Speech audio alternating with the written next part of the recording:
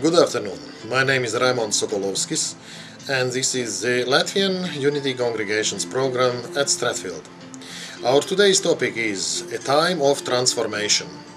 Look, there are many sources, both ancient and modern, which agree that humanity is standing on the brink of a most important time in its history, a time of significant change and transformation. Today mankind stands witness upon the eve of a great world transition. An unprecedented global metamorphosis is presently underway in preparation for a momentous leap in consciousness which the whole planet is about to take. As a result of the Earth's entry into the age of Aquarius, and due to the new powers that are flooding the planet, every human being is today faced with a critical choice that shall greatly affect both the present course of their life and their future spiritual journey throughout incalculable opportunities. The last 20 years have seen a proliferation of prayer groups which have sprung up around the globe. Prayer groups and healing circles of many denominations have been actively praying for such things as an end to hatred and violence, world peace, the healing of Mother Earth, and a hastening of the spiritual awakening on the part of individuals everywhere. Earth Day, an international celebration held each April, and the Worldwide Day of Prayer for Peace, held each New Year, are symbols of this movement which advocates the constructive use of the power of prayer. Even science and spirituality, long considered antithetical, are coming together. Physicists and psychiatrists are becoming the prophets of the modern time. They are confirming what prior prophets knew intuitively. We are all divine beings. We have known this for thousands of years, but we have forgotten. And to return home, we have to remember the way. Do not be afraid of the light, for it is your essence. Do not be afraid of beauty, for it is your soul. Do not make precious that which is essential to your very life, that is to experience the divine. This has been said by masters. Our earthly time astronomically is divided into ages, each of which lasts approximately 2160 years. Since the time of Jesus we have been in the Piscean age, a symbol of which is the fish, also a symbol for Jesus Christ and Christianity. And we are now slowly entering the Aquarian age. As we have said, these new times will develop in us a new consciousness.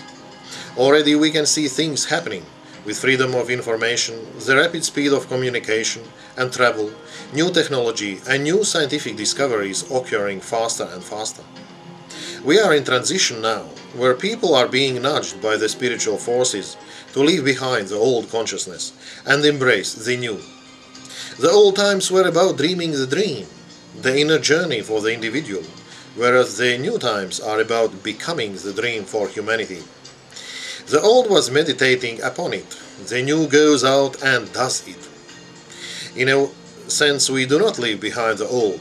We bring its lessons, beauty and experiences with us into the new, for without these we could not move forward into the new times. As the new powers come in, you may feel them as turbulence. They may shake things up in your life, so that you can make the necessary changes. To respond to the new powers, the new light, may mean a complete change in your lives. This is Archangel Michael at work.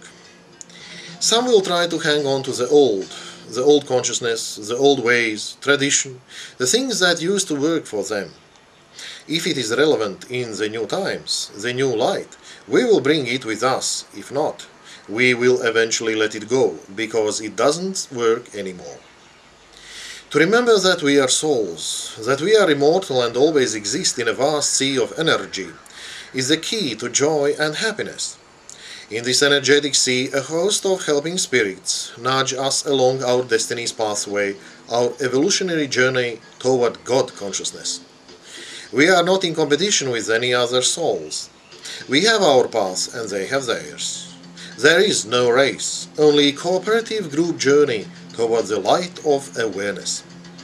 Souls who are more progressed or evolved reach back with love and compassion to help those behind. The last soul to complete its journey is worth no less than the first. One particular problem in this school we call this is that on earth it is so difficult to remember that we are souls and not just physical bodies. We are constantly distracted by the illusions and delusions of this three-dimensional planet. We should remember that our souls are immortal beings who never die and are never separated from those we love. We have eternal soulmates and soul families. We are forever guided and loved by guardian spirits. We are never alone. We do not take things with us when we die. We take our deeds and actions, the fruits of our heart's wisdom. When we reawaken to the knowledge that we are all spiritual beings, then our values shift and we can finally become happy and peaceful. Happiness comes from within, not from without, not from the reflection of what others think of you. Jealousy is poison to the soul. Only in this way can we see the bigger picture. So our goal is to remember, to reawaken. Without love and without God, there is nothing. We persist on personifying God despite our knowledge that God is far beyond what we can even begin to conceptualize. God has no sex. God has no religion. We all know this in our hearts. God has no race. God is everything, possessing incomprehensible wisdom, power, and unknowable qualities. We are all composed of God, for God is in each of us, the substance of our being. God is even beyond the steam that contains the potential of the water, that contains the potential of the ice. God is unseen, unknowable, yet containing the potential of everything. God is peace. God is love. We have forgotten that, since we are created in the divine image, God is within our hearts, and that we are also creatures of peace, beings of love and divinity. There can be only one religion, because there is only one God, the God of us all. We must love one another, because love is the way home.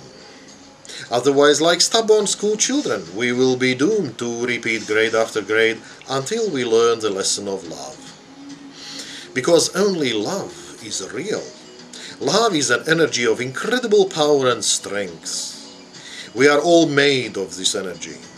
Love is an absolute. Love never ends, never stops.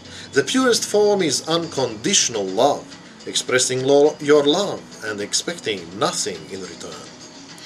By giving love away freely, you become a spiritual millionaire. Finally, do not be afraid. We are immortal, eternal spirits, and we are all always loved. In fact, we are love. Amen. And blessed be.